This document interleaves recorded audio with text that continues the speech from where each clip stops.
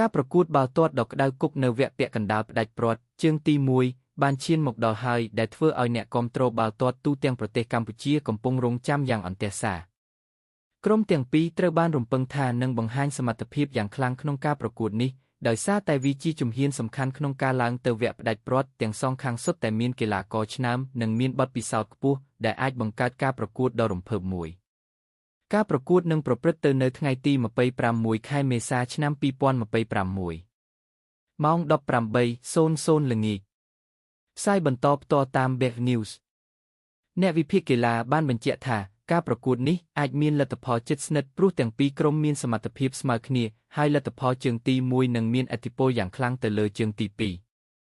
តើក្រុមណានឹងឈ្នះនឹងឡើងទៅកាន់វគ្គផ្ដាច់នៃពានរង្វាន់ Hansen Cup លើកទី19ឆ្នាំ2025-26កុំភ្លេចតាមដានទស្សនាការប្រកួតនេះជាមួយគ្នា